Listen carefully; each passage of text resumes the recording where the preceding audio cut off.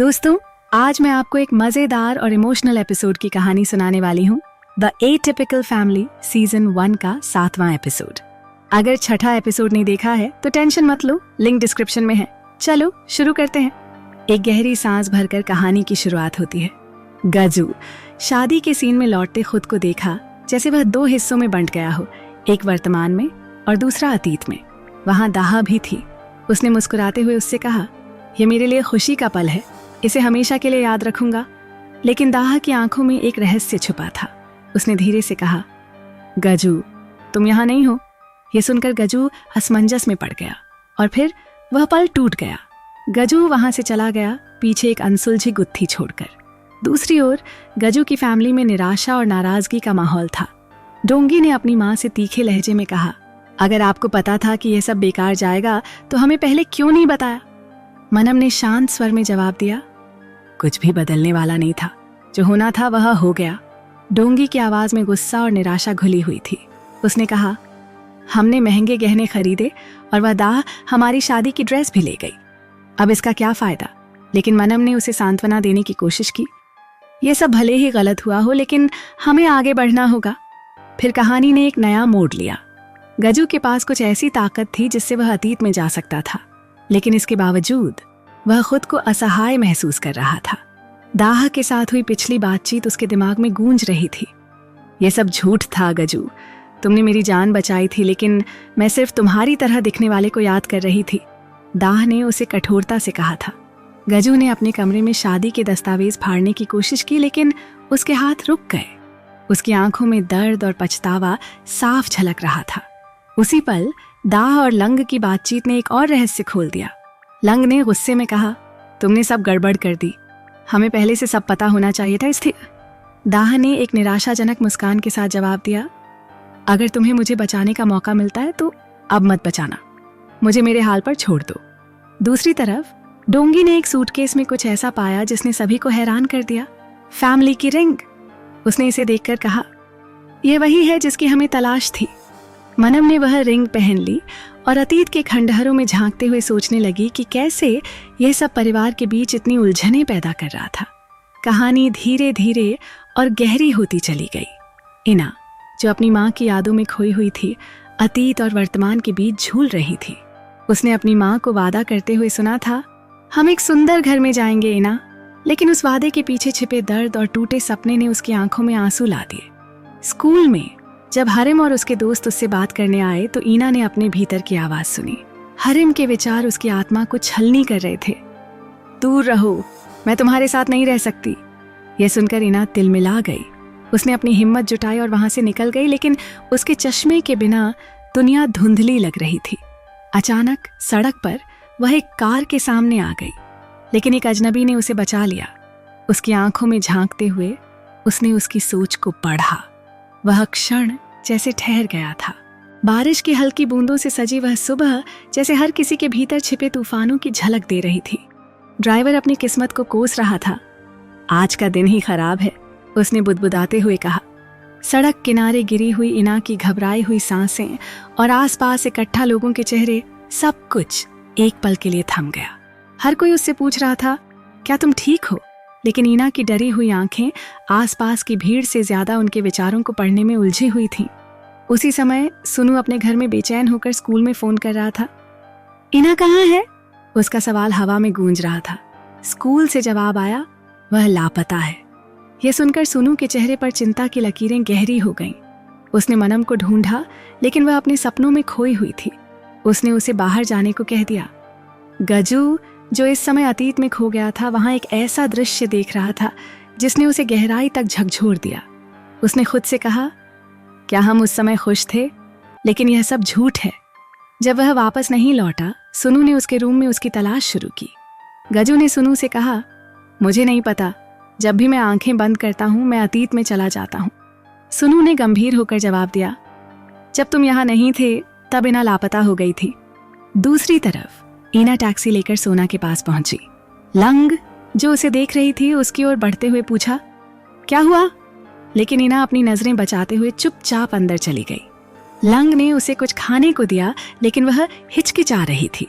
Lung ने उसकी ओर गंभीरता से देखा और कहा, तुम्हारी फैमिली के पास जो पावर है वह अब वापस क्यों आ गई? क्या तुम्हारे पास भी कोई पावर है? ईना ने इनकार में सिर हिलाया, पर उसकी आंखों में छिपे सवाल चुप नहीं हो सके। बाद में लंग और दाह की मुलाकात ने कहानी को और पेचीदा बना दिया। लंग ने दाह से कहा, तुमने ईना को अंधकार से बाहर निकाला था, अब तुम्हारे पास मौका है, लेकिन मैं तुम्हारी नीयत पर भरोसा नहीं कर सकती। दाह ने अपनी नजरें झुका लीं, लेकिन उसकी आवाज में गंभीरता थी। मैंने कोई गड़बड़ नहीं की। एक छोटी दुकान पर दाह ने ईना के लिए एक नया चश्मा खरीदने की कोशिश की, लेकिन चश्मा महंगा था। ईना ने मना कर दिया, पर दाह ने अपने कार्ड से भुगतान कर दिया। दुकान से बाहर निकलते वक्त ईना ने झिझकते हुए पूछा, क्या तुमने मेरे पिता को यहाँ बुलाया है? ईना के सवाल दाह को झकझोर रहे थे। क्या तुम मेरे पिता से प्यार करती हो? यह सुनकर दाह कुछ पल के लिए चुप रह गई। उसने धीरे से जवाब दिया, नहीं, ऐसा कुछ नहीं है। दाह और गजू के बीच की बातचीत ने कहानी को गहराई दी। गजू ने कहा, मैं तुम्हें बचाने आया था, लेकिन शायद मैंने वह नहीं किया। हो सकता है किसी और ने तुम्हें बचाया हो, जिसने अपनी जान दे दी, लेकिन तुम्हें अब अपना जीवन एक झूठ के साथ नहीं जीना चाहिए। जैसे ही गजू ने अपनी बात खत्म की, दाह ने जाने की कोशिश की। गजू ने उसे रोका, तुम ऐसे नहीं जा सकती, लेकिन दाह उसकी पकड़ से छूटकर चली गई। अंत में डोंगी को दिखाया गया, जो अपने भीतर के गुस्से को कसरत के जरिए निकाल रही थी। ग्रश, जो उसके पास आई थी, ने चुटकी ली। क्या तुम सच में उड़ सकती हो? मेरा सपना है कि कोई मुझे उड़ाए। लेकिन डोंगी ने सख्त लहजे में जवाब दिया, तुमने मेरा जीवन बर्बाद कर दिया। अब तुम यहाँ से जाओ, वरना मैं पुलिस को बुला लूंगी। डोंगी थकी हुई और बिखरी हुई घर से निकली, मन में कई उलझने लिए। उसने एक दृढ़ता से खुद को संभालते हुए कहा, मुझे उससे बात करनी होगी, ये जरूरी है। जहान की आवाज उसके दिमाग में गूंज रही थी, तुम भी पीड़ित हो। उस वाक्य ने उसे और मजबूती दी। उसने क्लिनिक जाने का निर्णय लिया, लेकिन लिफ्ट बंद थी, सीढ़ियां भी बंद थीं। खुद से बुदबुदाते हुए बोली, मैं इंतजार नहीं कर सकती, मुझे रास्ता ढूंढना होगा। सीढ़ियों से ऊपर चढ़ने की कोशिश में डोंगी को झटका महसूस हुआ। गणेश एक मोबाइल कैमरे के साथ वीडियो बना रही थी। अचानक गणेश ने डोंगी को धक्का दे दिया। डोंगी नीचे गिर गई, लेकिन भाग्यवश नीचे गब्जी था, जो उसे संभालने की कोशिश कर रहा था। दोनों को चोटें आईं, लेकिन गब्जी की गहरी सांसों से पता चल रहा था कि उसने डोंगी को बचाने के लिए अपनी पूरी ताकत लगा दी थी। डोंगी की आंखें धीरे धीरे खुलीं। सामने दाह खड़ी थी, चिंतित और बेचैन। वह फुसफुसाई, तुम गाड़ी में बैठ जाओ, मैं गाड़ी चलाऊंगी। लेकिन उनकी हरकतों को गणेश देख रही थी। अपनी माँ को फोन पर बताती हुई गणेश ने कहा, क्या तुम्हें पता है दाह किसके साथ है? दूसरी ओर गजू अपनी बहन को सुरक्षित अस्पताल ले गया। डॉक्टर ने कहा, वह ठीक है, बस सदमे में है, लेकिन तुम्हें भी जांच करवानी चाहिए। ईना दाह के साथ बैठी हुई उससे सवाल करने लगी, तुम्हें कैसे पता चला कि डोंगी खतरे में है? दाह ने ठंडी आवाज में जवाब दिया, मुझे पता चल गया था। उसकी आंखों में एक रहस्य झलक रहा था। उसने बताया, तुम्हारे पिता पास्ट में जा सकते हैं, जहां कोई और उन्हें देख नहीं सकता, लेकिन मैं देख सकती हूँ, मैं उन्हें छू सकती हूँ। डोंगी अस्पताल में होश में आने के बाद अपनी सच्चाई साझा करने लगी। उसने मनम को फोन पर बताया, किसी ने मुझे धक्का दिया, मैंने दाह को देखा। लेकिन गजू ने फोन छीनते हुए कहा, तुम जो सोच रही हो वह गलत है, दाह ने तुम्हें बचाया है। डोंगी उलझन में थी। गजू ने कहा, यह लंबी कहानी है, लेकिन दाह मेरे पास्ट को देख सकती है और मुझे छू सकती है। मनम दाह से गुस्से में उससे बहस कर रही थी। तुम्हें इस बच्ची से दूर रहना चाहिए था। उसे लुभाना तुम्हारे लिए आसान था, क्योंकि उसके पास शक्ति नहीं थी। दाह शांत रही, लेकिन उसकी आंखों में दर्द साफ झलक रहा था। मनम ने गुस्से में कहा, तुम भविष्य देख सकती हो, लेकिन तुम्हें यह भी नहीं पता कि तुम्हारे नाक के नीचे क्या चल रहा है। ईना ने सुनू से पूछा, तुम ये पहले से जानते थे कि गजू के पास्ट में दाह उसे देख सकती है? सुनू की चुप्पी से ईना का शक गहरा हो गया। दाह ने अचानक गजू का हाथ पकड़ते हुए कहा, मुझे तुम्हारी मदद चाहिए, मुझे जाने मत दो। गजू का चेहरा एकदम गंभीर था। उसने कहा, मुझे वापस उस मोड़ पर जाना होगा जहां सब कुछ खत्म हो गया था। मुझे पास्ट को ठीक करना होगा। इस बार गजू फिर से गायब हो गया। वह उसी पल में लौट आया जहां उसने दाह से कहा था, मैं तुम्हारे पास्ट को मिटा दूंगा, मैं अब तुम्हारे पास नहीं आऊंगा। लेकिन जैसे ही वह पल खत्म हुआ, गजू ने खुद को दाह के सामने खड़ा पाया। दाह के चेहरे पर गुस्सा और बेबसी दोनों थे। उसने चिल्लाकर कहा, यहाँ क्यों आए हो? सब खत्म हो चुका है। गजू ने उसका हाथ कसकर पकड़ा और कहा, मुझे तुम्हारी मदद चाहिए, ये सब खत्म नहीं हुआ है। और इसी पल कहानी ने फिर से एक नया मोड़ ले लिया और इसी के साथ एपिसोड खत्म हो जाता है। तो दोस्तों, अब हम अगले एपिसोड में मिलेंगे। तब तक के लिए अलविदा। दोस्तों, आज मैं आपको एक मजेदार और इमोशनल एपिसोड की कहानी सुनाने वाली हूँ, द एटिपिकल फैमिली सीजन 1 का 8वां एपिसोड। अगर 7वां एपिसोड नहीं देखा है तो टेंशन मत लो, लिंक डिस्क्रिप्शन में है। चलो शुरू करते हैं। कहानी की शुरुआत होती है मनम से। वह एक स्वप्निल अवस्था में है, जैसे किसी अधूरी ख्वाहिश को जी रही हो। उसकी उंगलियों में एक अंगूठी है जो उसकी कहानी का एक गहरा हिस्सा मालूम पड़ता है। मनम अपने आप से बुदबुदाती है, क्या मैं फिर वही सपना देख रही हूँ? उसकी आंखों में सवाल है, उसकी आवाज में उलझन। जब वह उस अंगूठी को देखती है तो मानो अतीत की परछाइयों से जूझ रही हो। अगले दृश्य में दाह के परिवार और गजू के बीच की बातचीत एक अजीब सी बेचैनी को हवा देती है। गजू अपनी योजना को सामने रखता है, चलो पार्टनर बनते हैं। मैं तुम्हारी मदद से पास्ट और फ्यूचर में जा सकता हूँ, स्टॉक्स और लॉटरी नंबर सब बता सकता हूँ, पर बदले में मुझे दाह चाहिए। उसकी बातों में लालच की एक झलक है, लेकिन दाह ठंडी आवाज में जवाब देती है, ये नहीं हो सकता, मैं ऐसा नहीं चाहती। यह आदमी बस अपने फायदे के लिए सब कर रहा है। उसकी आंखों में दर्द है, लेकिन उसके शब्दों में मजबूती। गजू की चालाकी और दाह की भावनाओं के बीच एक तनाव भरा पल आता है। जब दाह उससे कहती है, तुम हमारे साथ खिलवाड़ कर रहे हो, तो उसकी आवाज में गुस्सा भी है और निराशा भी। लेकिन गजू पलटकर उसे दोषी ठहराता है, मानो हर गलत कदम का कारण वही हो। दृश्यों का प्रवाह हमें सुनू के घर तक ले जाता है। मनम उसे सवालों के घेरे में लेती है, क्या तुमने तिजोरी खुला छोड़ा था? क्या तुमने पासपोर्ट बदल दिया था? सुनू के चेहरे पर घबराहट साफ झलकती है, जैसे वह एक ऐसी गलती को छुपाने की कोशिश कर रहा हो जो उसकी नहीं थी। दाह और गजू की कहानी के बीच एक और गहरी परत उभरती है। दाह अपने चौथे पति के ख्वाब को लेकर किसी अजनबी से मिलती है, लेकिन वह अजनबी ठंडे स्वर में कहता है, मैं शादी में रुचि नहीं रखता। दाह की आंखों में उदासी है, पर वह हार मानने वालों में से नहीं। एक पल ऐसा भी आता है जब गजू अतीत की ओर झांकने की कोशिश करता है। वह अपनी आंखें बंद करता है, लेकिन नाकाम रहता है। उसके शब्दों में दर्द है, मेरी शादी टूट गई थी, मैं फेल हो गया था। वहीं दाह उसकी इस हालत पर कड़ा जवाब देती है, तुम बस एक धोखा हो। आखिरी दृश्य तक पहुंचते पहुंचते कहानी के किरदार अपनी अपनी उलझनों में घिरते हैं। दाह एक जगह पर अपने पिता के अंतिम संस्कार में मौजूद है। उसके चेहरे पर दर्द की गहरी लकीरें हैं, जब उसे बताया जाता है कि उसके पिता ने बहुत कर्ज लिया था जिसे अब उसे चुकाना होगा। गजू अपनी भावनाओं को संजोए दाह के पास पहुंचता है। सबसे पहले वह उसके पिता को श्रद्धांजलि से देता है। उसके हाव भाव में अपनापन और सांत्वना की झलक है। फिर वह धीरे से दाह के कंधे पर हाथ रखता है, मानो उसे हर दर्द से उबारने का वादा कर रहा हो। दाह जो अब तक खुद को मजबूत बनाए रखने की कोशिश कर रही थी, अचानक टूट जाती है।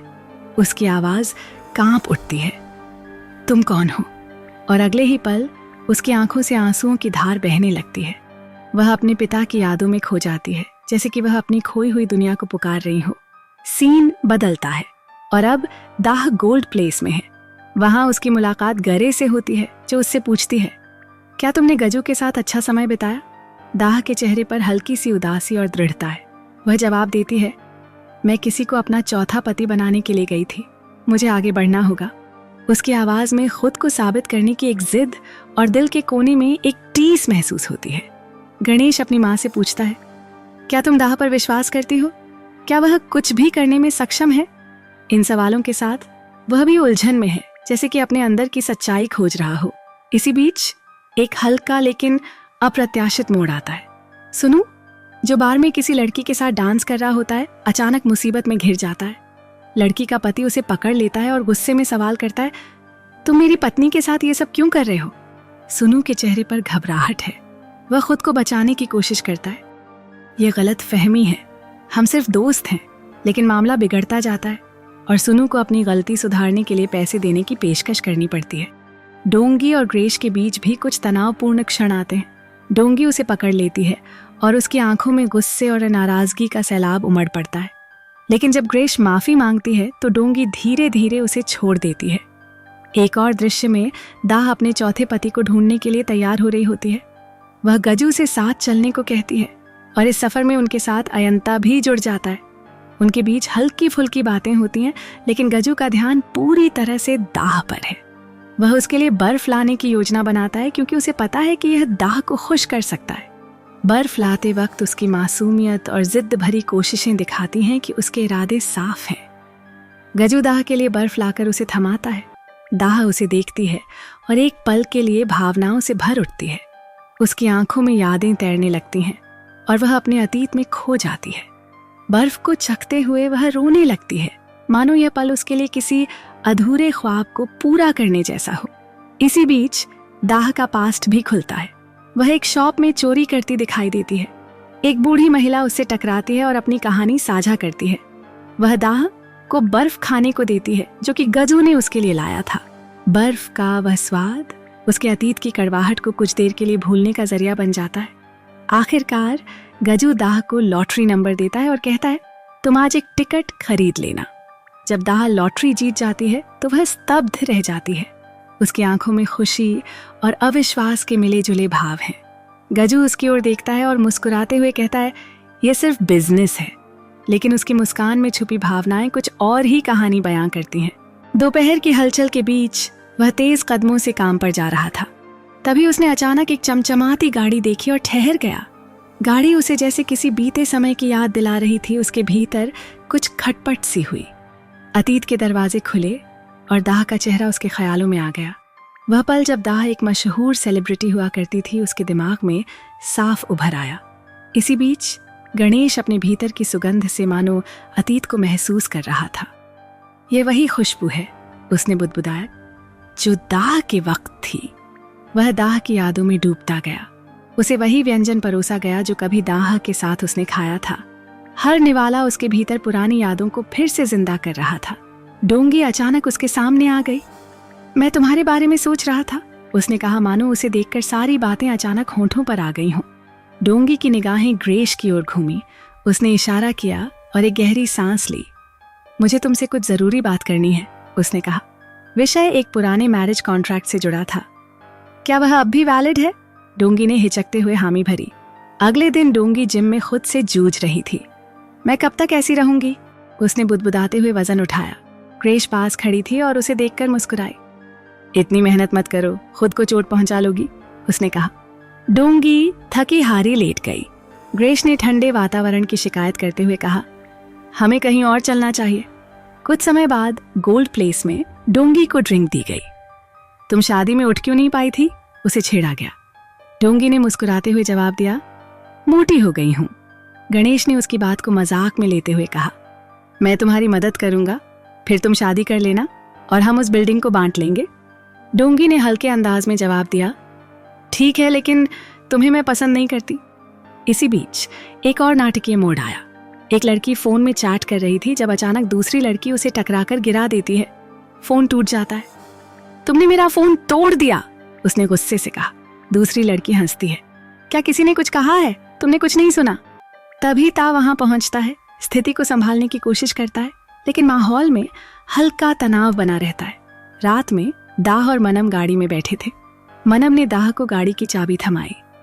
मेरे पास कैश नहीं है, ये गाड़ी ले लो और उससे दूर हो जाओ, उसने कहा। दाह ने मना कर दिया।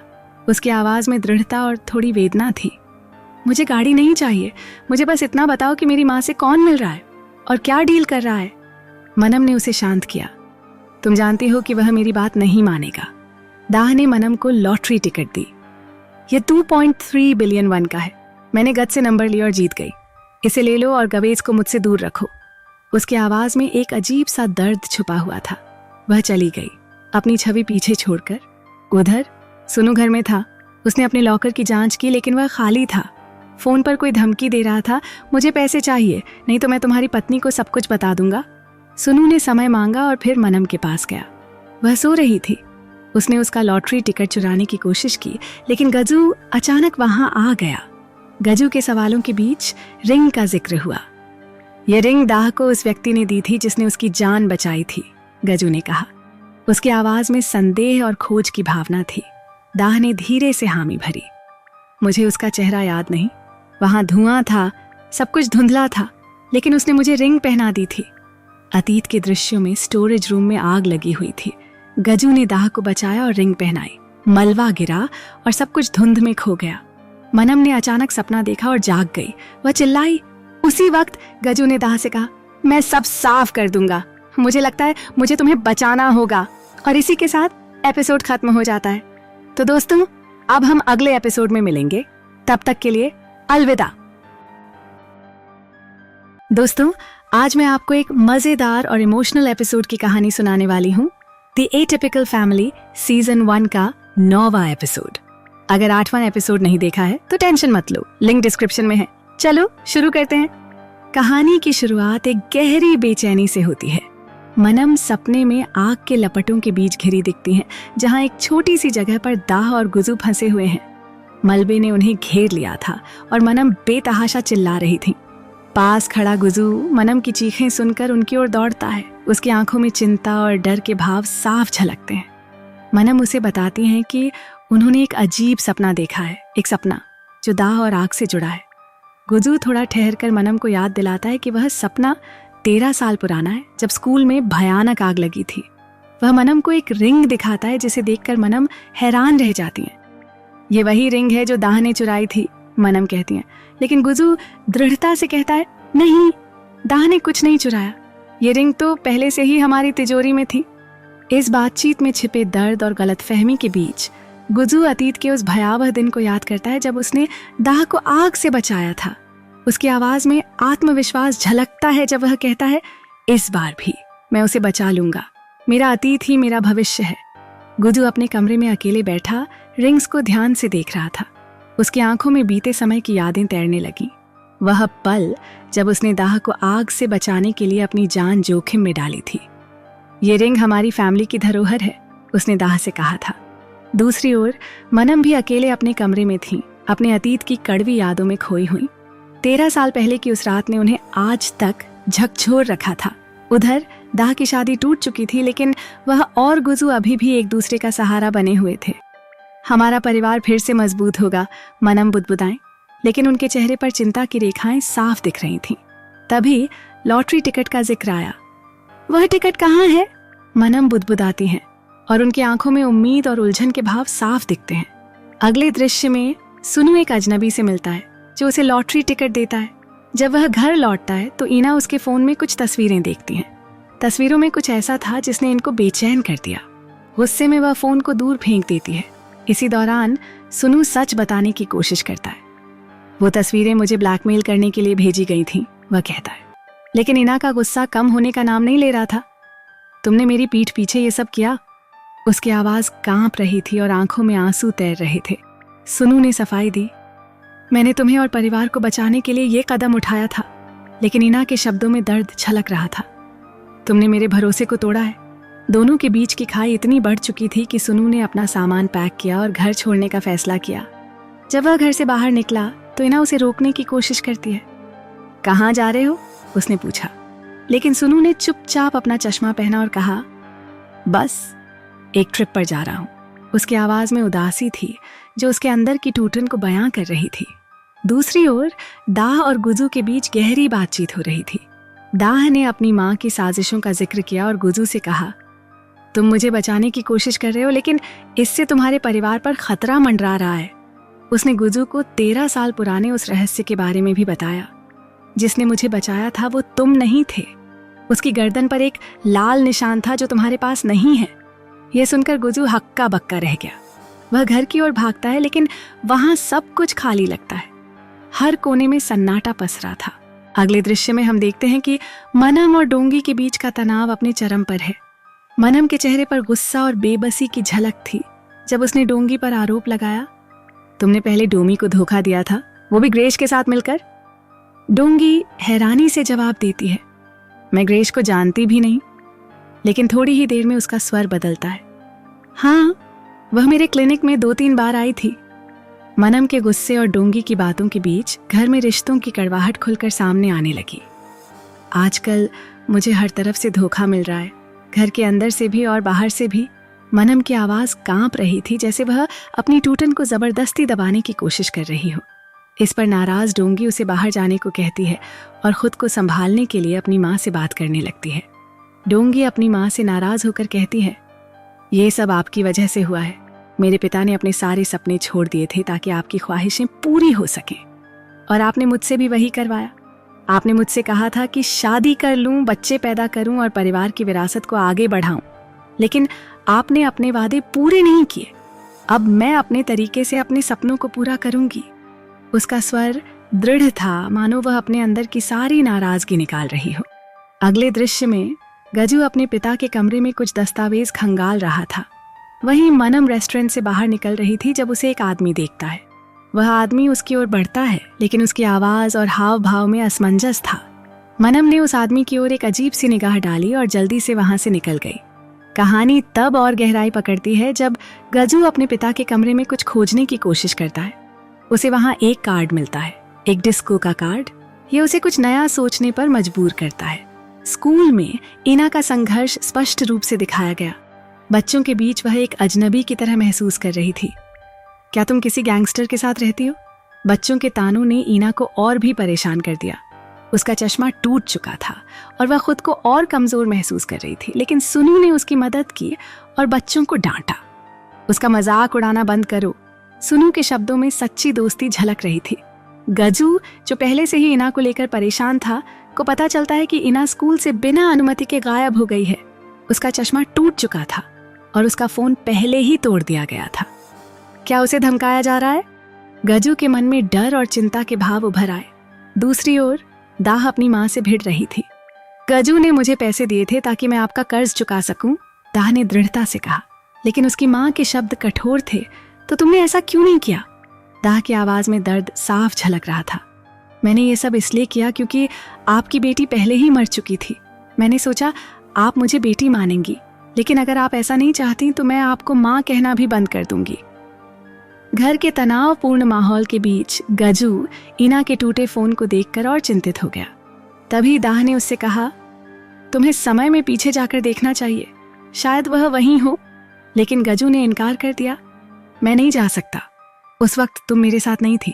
जैसे ही दाह ने इना की तलाश शुरू की, उसे पता चला कि इना स्कूल के जिम वाले कमरे में है। वह जल्दी से वहां गई। जिम के अंदर इना अकेली थी। उसने बाहर जाने की कोशिश की, लेकिन अचानक किसी ने दरवाजे को लॉक कर दिया। उसकी सांसें तेज हो गईं। भय ने उसे जकड़ लिया। उसे समझ नहीं आ रहा था कि ये किसकी हरकत हो सकती है। दूसरी तरफ गजू और दाह उसे बचाने के लिए दौड़ते हुए आए। वे दरवाजा तोड़ने की कोशिश करने लगे, लेकिन दरवाजा इतना मजबूत था कि खुलने का नाम ही नहीं ले रहा था। आखिरकार सिक्योरिटी गार्ड की मदद से दरवाजा खोला गया और इना बाहर निकाली गई। उसकी आंखों में डर साफ झलक रहा था। गजू ने उसे सांत्वना देते हुए कहा, सब ठीक है, तुम सुरक्षित हो। बाद में इना और दाह रेस्टोरेंट में बैठे थे। गजू ने उसकी चिंता जाहिर की और उससे पूछा, तुम्हें वहां कौन बंद कर गया था? क्या कोई तुम्हें धमका रहा है? इना सवालों से असहज हो गई और वहां से भाग गई। बाथरूम में जाकर उसने दाह से कहा, यह सब तुम्हारी वजह से हो रहा है। पहले मैं इनविजिबल थी और खुश थी, अब सब कुछ उल्टा हो गया है। दाह उसकी बात सुनकर शांत रही और उसे समझाने लगी, मैं भी कभी तुम्हारी तरह थी, मुझे कोई नहीं देखता था। लेकिन एक दिन जब स्कूल में आग लगी थी, मुझे लगा कि मेरी जान चली जाएगी, पर किसी ने मेरी जान बचाई। मैंने उसे देखा भी नहीं, लेकिन मैं इतना जानती हूँ कि जब भी तुम्हें लगे कि तुम अकेली हो, कोई ना कोई तुम्हें बचाने जरूर आएगा। दाह की यह बात सुनकर इना को थोड़ी राहत मिली। गजू ने उसे साइकिल चलाना सिखाने का फैसला किया। धीरे धीरे वह साइकिल चलाना सीख गई। गजू ने उसे खुश देखकर मुस्कुराते हुए कहा, तुम्हें पता है, जब तुम पैदा हुई थी वो पल मेरे लिए सबसे खास थे। मैं तुम्हारे लिए हमेशा रहूंगा। यह सुनकर इना की आंखों से आंसू बह निकले। उसने कहा, मुझे कभी नहीं लग सकता कि मैं अच्छी हूं, मेरी वजह से माँ को खो दिया। गजू ने उसे गले लगाते हुए कहा, ऐसा मत सोचो, तुम्हारा जन्म हमारे लिए एक वरदान है। इस बीच ग्रेश अपनी माँ से बात करते हुए कह रही थी, अगर दाह चली गई तो कोई बात नहीं, मैं उनके साथ मिलकर बिल्डिंग के पैसे ले लूंगी और फिर से अपना करियर शुरू करूंगी। दूसरी तरफ मनम एक सपना देख रही थी। उसने ग्रेश से कहा, मैंने तुम्हारी बेटी को अपनी बाहों में देखा, वह जिंदा है, तुम उसे पाने की कोशिश करो। यह बात सुनकर ग्रेश के चेहरे पर एक अनोखी चमक आ गई।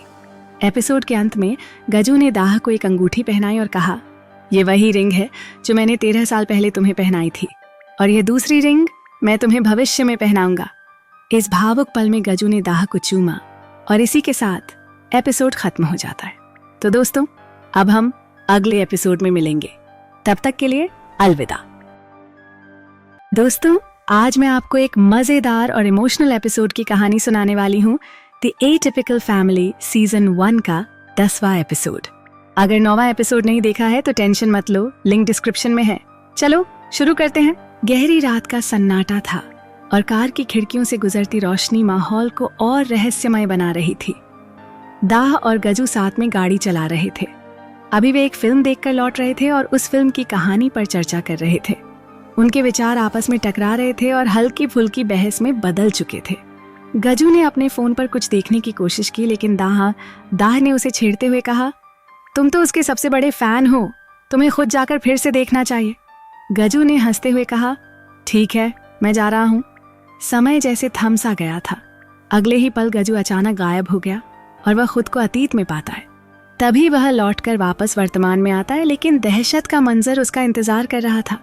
उसने देखा कि दाह का एक्सीडेंट हो चुका है। उसकी गाड़ी पूरी तरह टूट चुकी थी, लेकिन दाह कहीं दिखाई नहीं दे रही थी। पुलिस पूरे जोर से दाह को खोज रही थी, लेकिन उन्हें उसकी जैकेट के अलावा कुछ भी हाथ नहीं लगा।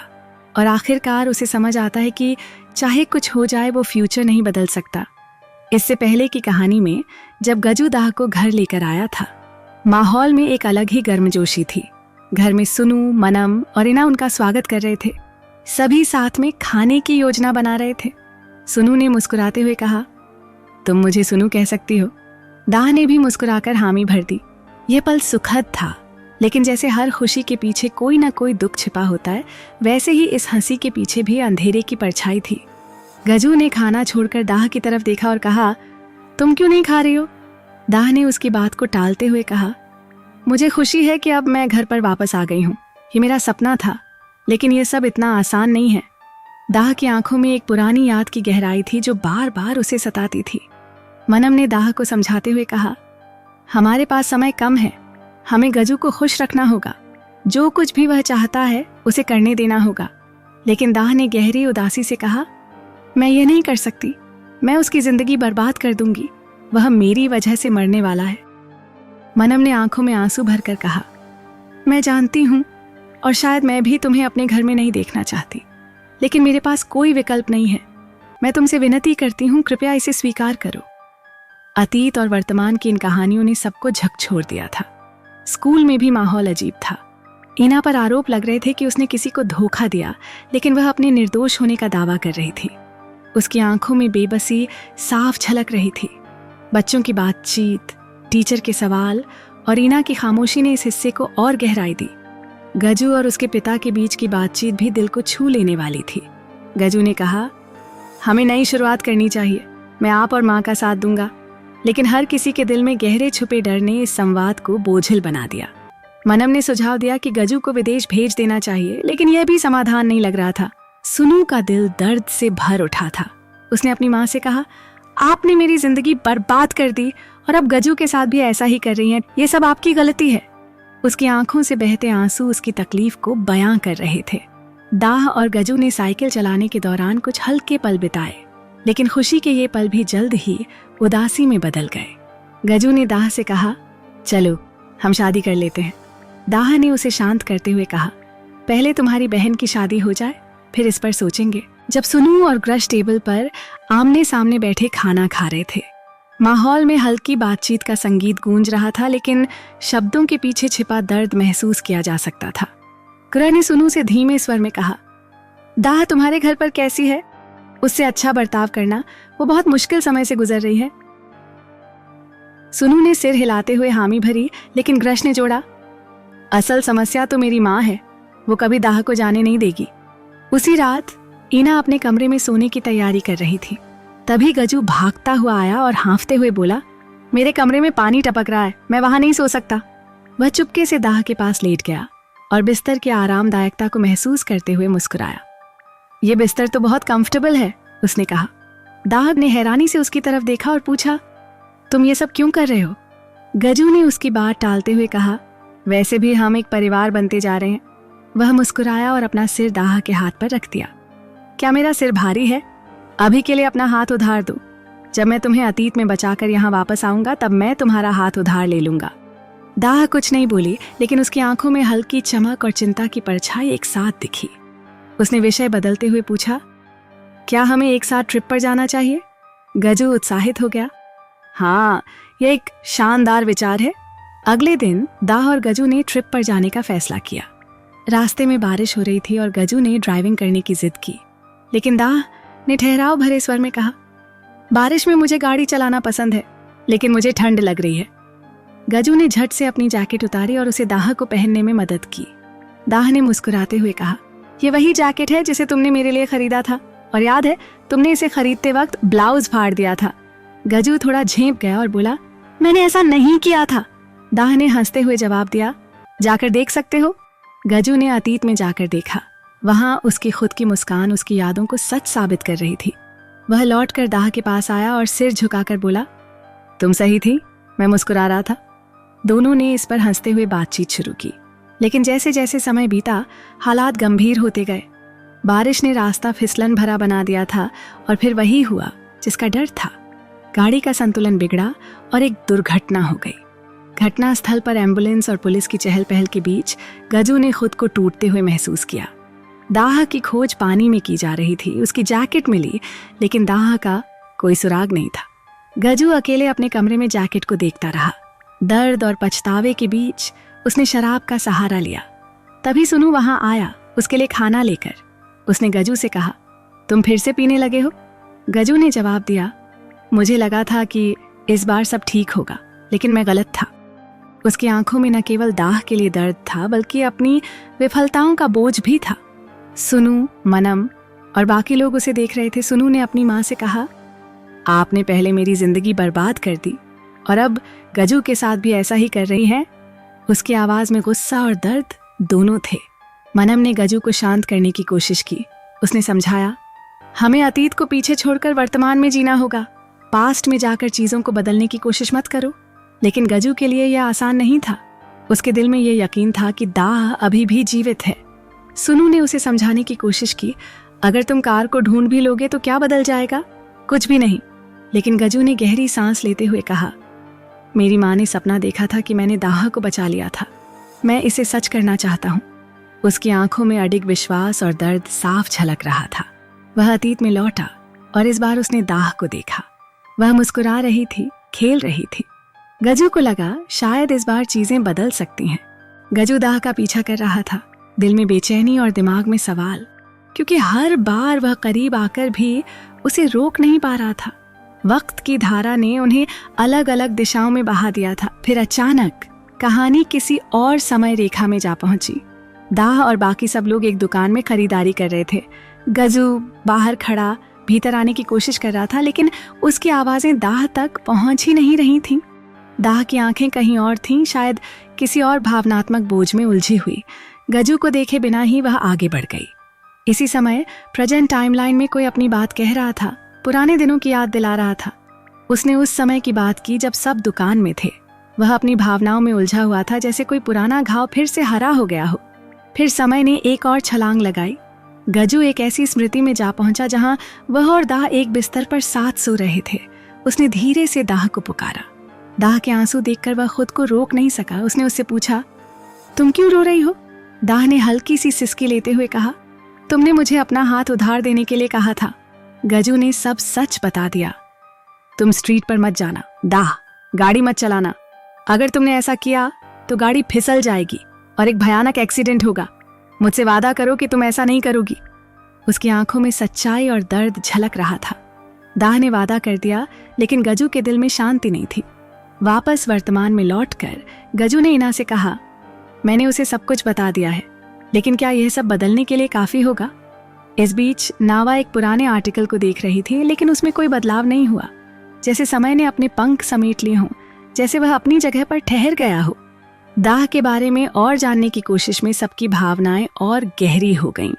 सब सवाल कर रहे थे, क्या गजू वास्तव में सब कुछ बदल पाएगा? फिर अतीत के एक और दृश्य में दाह ने मनम से बात की। उसने कहा, अगर मैं गजू से दूर चली जाऊं तो शायद उसे बचा सकूंगी। उसकी आवाज में दृढ़ता थी, लेकिन उसका दिल टूट रहा था। उसने एक बड़ा फैसला लिया, अपने प्यार को खोने का दर्द सहकर गजू को एक और मौका देने का। गजू ने आखिरकार उसे ढूंढ निकाला। बीच पर खड़ा वह चीख रहा था, ताह! उसकी आवाज में हर भावना थी, प्यार, डर, और हताशा। दाह ने उसकी आवाज सुनी और मुड़कर देखा। उनकी नजरें मिली और समय जैसे थम गया, लेकिन दाह भागने लगी। गजू ने उसे पकड़ लिया। उसने कहा, तुम क्यों भाग रही हो? दाह का दिल भरा हुआ था। उसने कांपते हुए कहा, तुम्हें यहां नहीं होना चाहिए, तुम चले जाओ। गजू की आवाज टूट रही थी। तुम मुझे क्यों भेज रही हो? क्या तुम चाहती हो कि मैं मर जाऊं? दाह ने चिल्लाकर कहा, हाँ, क्योंकि कम से कम मैं तुम्हें जिंदा देख पाऊंगी। उसकी आंखों से आंसू बह रहे थे और उसकी आवाज कांप रही थी। गजू ने उसे गले लगा लिया। मुझे लगा तुम सिर्फ झूठ बोल रही हो, लेकिन तुम तो इतनी भोली हो। उनके बीच एक गहरी खामोशी थी। दोनों के दिल एक दूसरे के लिए धड़क रहे थे, लेकिन समय और किस्मत उनके खिलाफ खड़े थे। गजू ने आखिरी बार दाह की आंखों में देखा और दाह ने उसे विदा कर दिया। लेकिन क्या यह वास्तव में विदाई थी या एक नई शुरुआत की ओर पहला कदम? और इसी के साथ एपिसोड खत्म हो जाता है। तो दोस्तों, अब हम अगले एपिसोड में मिलेंगे। तब तक के लिए अलविदा। दोस्तों, आज मैं आपको एक मजेदार और इमोशनल एपिसोड की कहानी सुनाने वाली हूँ। द एटिपिकल फैमिली सीजन 1 का 11वां एपिसोड। अगर 10वां एपिसोड नहीं देखा है तो टेंशन मत लो, लिंक डिस्क्रिप्शन में है। चलो शुरू करते हैं। एक दिन गजू अपने घर में बैठा था जब दाह आई और उससे पूछा, तुम्हें क्या हुआ है? तुम्हें सर्दी लग रही है? लेकिन गजू ने तुरंत कहा, नहीं, कुछ नहीं हुआ। फिर गजू अपनी पेंट को दिखाते हुए उसे फिर से छुपा लिया। दाह ने हंसते हुए कहा, ठीक है, वैसे तुम अच्छे लग रहे हो। लेकिन गजू ने जवाब दिया, मैं नहीं दिखा सकता। दाह ने गुस्से में आकर कहा, तुम खुद को छुपा क्यों रहे हो? और गजू का ध्यान अपनी बातों पर लगा। फिर दाह ने गजू से पूछा, तुमने अपने पास्ट में क्या किया था? क्या तुम बिना मेरे खुश थे? गजू ने उत्तर दिया, नहीं, हम एक परिवार हैं और मैं तुम्हें बचाना चाहता हूँ। लेकिन दाह ने उसे समझाया, मुझसे वादा करो कि तुम पास्ट में वापस नहीं जाओगे, मुझे बचाने के लिए कभी नहीं। गजू ने जवाब दिया, मैं ये वादा नहीं कर सकता। हमने जो साथ वक्त बिताया है वो गायब हो सकता है, तुम गायब हो सकती हो, पर मैं एक दिन पास्ट में जा सकता हूँ जब हमारी बेटी बड़ी हो जाएगी और उसकी शादी हो जाएगी,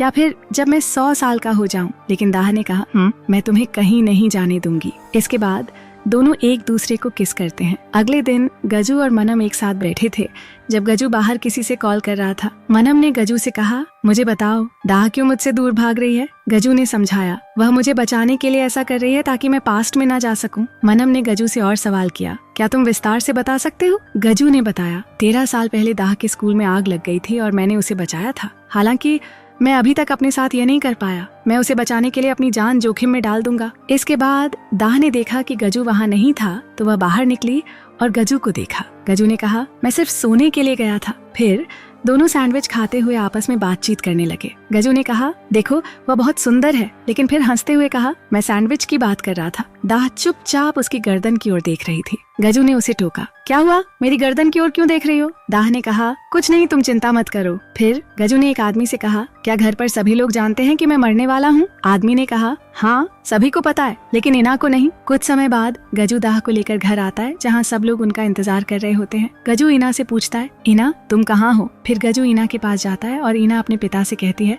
ये मेरी गलती है, मैंने आपको दाह को बचाने के लिए कहा था। गजू कहता है, तुमने कुछ गलत नहीं किया, तुम मेरी आंखों में देखो। लेकिन इना उसे नहीं देखती और भाग जाती है। फिर सुनु आती है और गजू से कहती है, हमें बात करने की जरूरत है। दाह अपनी माँ से कहती है, मुझे माफ कर दो, जो मैं नहीं कर पाई। लेकिन मम्मी कहती है, कोई बात नहीं, हमने अपना पूरा प्रयास किया। दाह फिर कहती है, मैं उस रास्ते पर चलूंगी जिस रास्ते पर वह आदमी था जिसने मुझे बचाया था। उसकी गर्दन पर एक निशान था। तुम्हें अपने सपनों में जाकर कोई सुराग ढूंढना होगा। मम्मी कहती है, लेकिन कोई चीज बदल नहीं सकती। अंत में सुनु भी गजू से कहती है कि तुम दाह के पैरों में इसलिए पड़ गए हो क्योंकि माँ ने एक सपना देखा था कि हमारी फैमिली को बदल दिया जाएगा और हमारी शक्ति हमारे पास आ जाएगी। डोंगी हमेशा अपनी माँ के सपनों में जीती रही थी। एक बार उसे मॉडलिंग शो में हिस्सा लेने का मौका मिला था, लेकिन उसकी माँ ने कहा था, तुम वहाँ जाओगी तो तुम्हारा सब कुछ बिखर जाएगा, तुम्हारी हड्डी टूट सकती है और लोग तुम्हें छोड़ देंगे। इस वजह से डोंगी उस मौके को छोड़ देती है, लेकिन वह दूर से खड़े होकर देखती रहती है।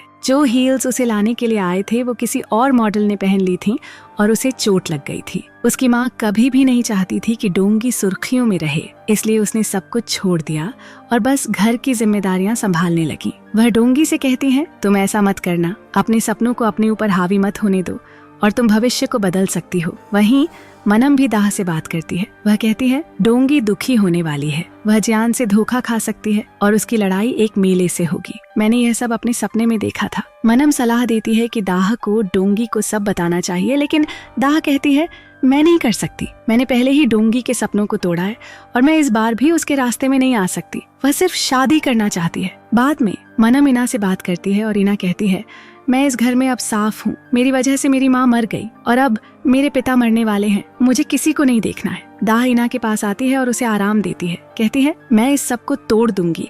जो मनम ने देखा था मैं उसे बदल दूंगी और तुम्हारे पिता को बचा लूंगी। अगले दिन जियान डोंगी को उसे नए अपार्टमेंट में ले आता है। वह पूछता है, क्या मैं यहाँ रहने के लिए कॉन्ट्रैक्ट पर साइन करूँ? डोंगी जवाब देती है, क्या तुम मेरे घर पर रह सकते हो? जियान कहता है, तुमने एक बार कहा था कि मुझे तुम्हारे बिना बीमार फील होता है, इसलिए मैंने ये अपार्टमेंट लिया। डोंगी कहती है, ठीक है। इसके बाद जियान एक लड़की के साथ शॉपिंग करता हुआ दिखता है। दोनों एक दूसरे को किस कर रहे होते हैं और तभी कोई उनकी तस्वीरें ले रहा होता है। जियान पार्किंग एरिया में आता है और अचानक उसके पास एक फोटो भेजी जाती है जिसमें वह सब कुछ देखकर हैरान हो जाता है। एक लड़की बाहर आती है जो दाह होती है। वह जियान से कहती है, तुम जो कर रहे हो वो गलत है। उनके पास ऊपर की शक्ति है और तुम इसे नहीं समझ पाओगे, इसलिए तुम अपनी शादी को कैंसिल कर दो। जियान कहता है, तुम कौन हो और तुम्हें कितना पैसा चाहिए? दाह कहती है, मुझे 200 मिलियन चाहिए और अगर तुम मान नहीं रहे तो मैं तुम्हारे खिलाफ खड़ी हो जाऊंगी। जियान उसे पकड़ता है, लेकिन तभी सुनु आकर दाह की रक्षा करती है। जियान कहता है, मेरे पास पैसे नहीं है तो शादी कैंसिल कर दो। दाह जवाब देती है, ठीक है तो शादी कैंसिल कर दो।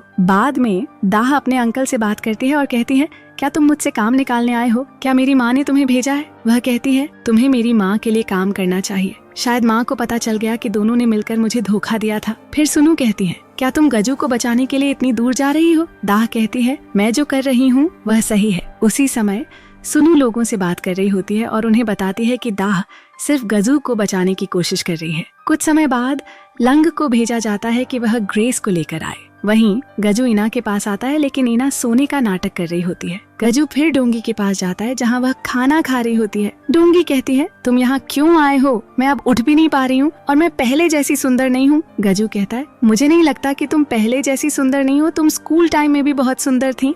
याद है जब मुझे चोट लगी थी तब तुमने मुझे खाना खिलाया था? डोंगी मुस्कुराते हुए गजू की बातें सुनती है और उसकी आंखों में एक नई उम्मीद जागती है। सीन अब पास्ट में शिफ्ट होता है। गजू अस्पताल में पड़ा था और उसके पास डोंगी बैठी हुई थी। डोंगी ने उसे कहा, तुम खाना खा लो नहीं तो माँ तुम पर चिल्लाएगी। लेकिन गजू ने मना करते हुए कहा, मैं नहीं खाऊंगा, तुम ये खाना खा लो। पास में खड़ा गजू चुपचाप ये सब देख रहा था। कुछ देर बाद डोंगी खाना खाने लगी और गजू ने उसे देखा। फिर उसने कहा, क्या मुझे भी खाना चाहिए? डोंगी उसे खाना खिलाते हुए मुस्कुराई। गजू ने कहा, जब तुम खाना खा रही थी तब मुझे बहुत खुशी हो रही थी और अब मैं भी खाना चाहता हूँ। गजू ने आगे कहा, तुम्हें तो एक शो करना चाहिए जहाँ लोग तुम्हें खाना खाते देखेंगे तो वे भी खुश हो जाएंगे। डोंगी ने हंसते हुए कहा, मुझे कौन देखेगा? फिर गजू उसके पास आया और कहने लगा, जब मैं तुम्हें देखता था तो मैं बहुत खुश होता था। अब मुझे ये समझ नहीं आ रहा कि जब मेरी शादी होने वाली है तो मैं इतनी दुखी क्यों हूँ। गजू ने उसे समझाया, तुम इसका जवाब पहले से जानती हो। तभी कहानी में नया मोड़ आता है जब जियान दाह से मिलता है और उसे पैसे का बैग देता है। वह कहता है, अब तुम मेरी वीडियो डोंगी के पास मत भेजना। दाह ने चुपचाप पैसे की ओर देखा और पूछा,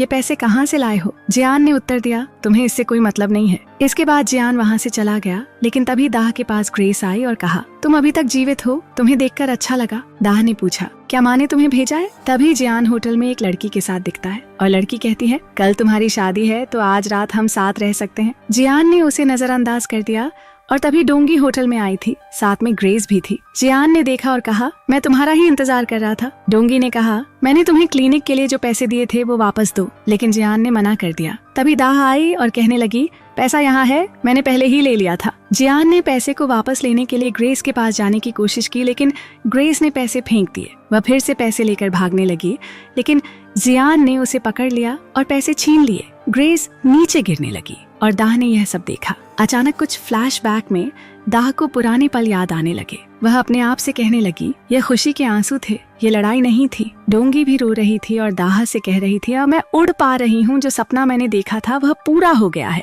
दाह ने उसे गले लगा लिया। इसके बाद दाह घर लौटी और सबको बताया कि डोंगी के सपने का सही मतलब था। उसने कहा, जैसे डोंगी की जिंदगी बदल गई वैसे ही गजू को भी बचाया जा सकता है। डोंगी पैसे लेकर आती है और पास में ईना भी होती है जो इन दोनों की बातें सुन रही होती है। डोंगी कहती है, आपको सपने देखते रहना चाहिए, इस तरह हम गजू को बचा सकते हैं। इसके बाद गजू आता है और डोंगी से पूछता है, क्या हम बाहर जा सकते हैं? गजू उसे घर में ले आता है ईना अपने पिता से कहती है, क्या कर रहे हो? तो पिता ईना से कहते हैं, मैंने तुमसे वादा किया था कि हम एक साथ पार्क जाएंगे और मैं तुम्हारे लिए कॉटन कैंडी खरीदूंगा, लेकिन अब देखो स्टोर तो बंद होने वाला है। गजू ईना से कहता है, हम अगली बार आएंगे ना? ईना जवाब देती है, अगर तुम अगली बार नहीं आ सके तो। लेकिन गजू उसे आश्वस्त करता है, आज तो मैं तुम्हारे साथ हूँ ना। फिर गजू ईना को अंदर लेकर जाता है और दोनों अंदर जाते हैं। गजू कहता है, मैंने पहले सोचा था कि सब कुछ खत्म हो चुका है, लेकिन अब मुझे ऐसा नहीं लगता। ईना उससे कहती है, तुम ऐसा मत सोचो, हमें अपनी मेहनत जारी रखनी चाहिए। गजू उसे गले लगा लेता है और कहता है,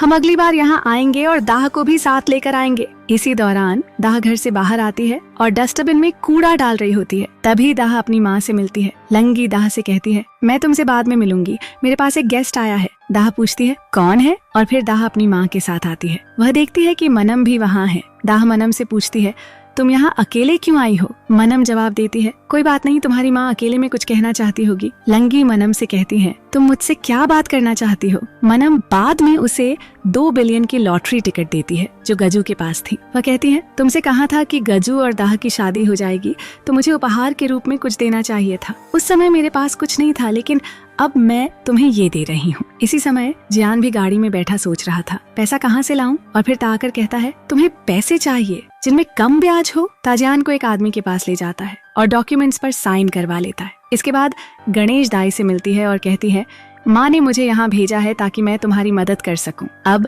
जियान को सिखाने की जरूरत है ताकि डोंगी की रक्षा की जा सके। अंत में दाह अपनी माँ से कह रही होती है, आप ये सब क्यों कर रही हो? लंगी जवाब देती है, मैंने तुमसे कहा था कि मैं सिर्फ यही चाहती हूँ कि तुम और गजू खुश रहो, लेकिन तुम मेरी बात पर विश्वास नहीं कर पाई। तुम्हें लगा कि मैं धोखेबाज हूँ, लेकिन मैं ऐसा नहीं चाहती थी। जो भी किया उसके लिए मुझे माफ कर देना। एक दिन दोनों मिलते हैं और पास में ईना खड़ी होती है जो उन्हें देख रही होती है। पास में ग्रेस और ता भी खड़े होते हैं और इन दोनों को देख रहे होते हैं। उसी समय दाह और गजू की फैमिली एक साथ बैठकर खाना खा रही होती है। गजू ने खाना तैयार किया था और डोंगी खा रही थी। वह कहती है, ये वही खाना है जो पिताजी बनाते थे, तुमने इसे कैसे बनाया? गजू मुस्कुराते हुए कहता है, मैंने पहले पिताजी को इस तरह खाना बनाते हुए देखा था। इसी बीच डांस करती हुई एक लड़की आती है, लेकिन उसे डांस ठीक से नहीं आ रहा होता। गजू बाहर से इसे देखता है और फिर उसके पास जाता है, उसे डांस सिखाने लगता है। वह लड़की गजू से पूछती है, तुम इतनी मेहनत क्यों कर रहे हो? गजू जवाब देता है, मॉम डियर, मैं चाहता हूँ कि मैं सबको दिखा सकूं कि मैं क्या कर सकता हूँ। अब मैं पहले जैसा इनविजिबल नहीं रहूंगा। दूसरी ओर गजू और दाह ड्रिंक कर रहे होते हैं और दाह किसी को आंख मारती है। गजू पूछता है, तुम किसे आंख मार रही हो? दाह मुस्कुराते हुए कहती है, ये फ्यूचर से जुड़ा हुआ है, फ्यूचर में ये और भी बेहतर होगा। फिर गजू का ध्यान पास में सुनू का पड़ जाता है जो सपने देख रहा होता है। वह उठकर गजू से कहता है, मैंने फिर से वही सपने देखे हैं, मुझे ये जानना है कि यह क्या है। गजू उसे हिम्मत देते हुए कहता है, डरो मत, मैं तुम्हारे पास हूँ। तभी दाह गजू के पास आती है जो कपड़े बदल रहा होता है। दाह उसकी गर्दन को देखती है और गजू मुस्कुराकर कहता है, तुम मुझे ऐसे क्यों देख रही हो? तुम मुझ में ऐसा क्या देखती हो? दाह थोड़ी देर सोचती है और फिर उसे चूम लेती है। इसके बाद दोनों गाने की आवाज सुनते हैं और नीचे गाने का माहौल बन जाता है। मनम से गजू पूछता है, क्या तुम्हें गाना याद है? मनम जवाब देती है, हाँ मुझे याद है। फिर दोनों डांस करने लगते हैं जबकि गजू उन्हें देखता रहता है। गजू का ध्यान फिर पास्ट में चला जाता है जहाँ उसकी फैमिली उसी गाने पर डांस कर रही होती है। तभी गजू देखता है कि एक लड़की दौड़ रही है। वह लड़की गजू के ध्यान में आती है और वह उसे पीछे से फॉलो करता है। लड़की अपने दोस्तों के पास पहुंचती है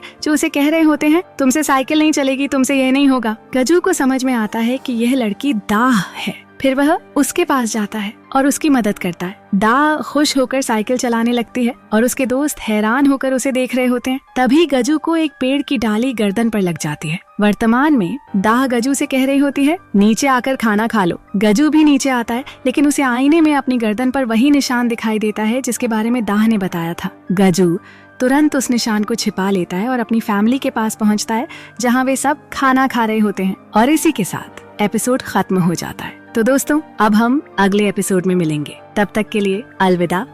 दोस्तों, आज मैं आपको एक मजेदार और इमोशनल एपिसोड की कहानी सुनाने वाली हूँ।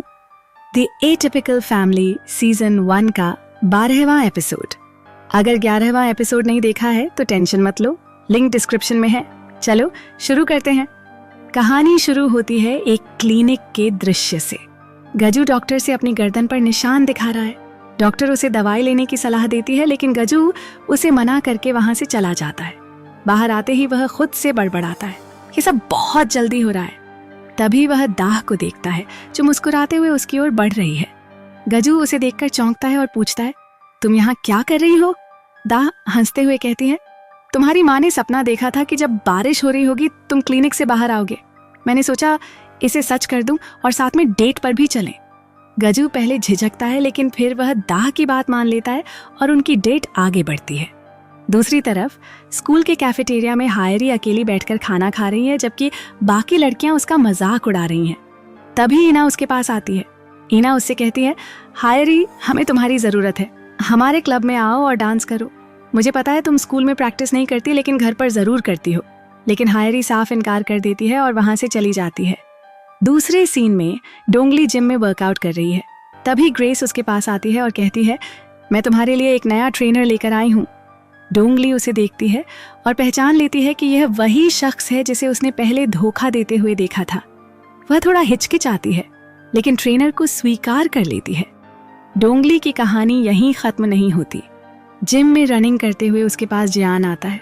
वह डोंगली को एक वीडियो दिखाता है और धमकी देता है, अगर तुम मुझसे शादी नहीं करोगी तो मैं इस वीडियो को पोस्ट कर दूंगा।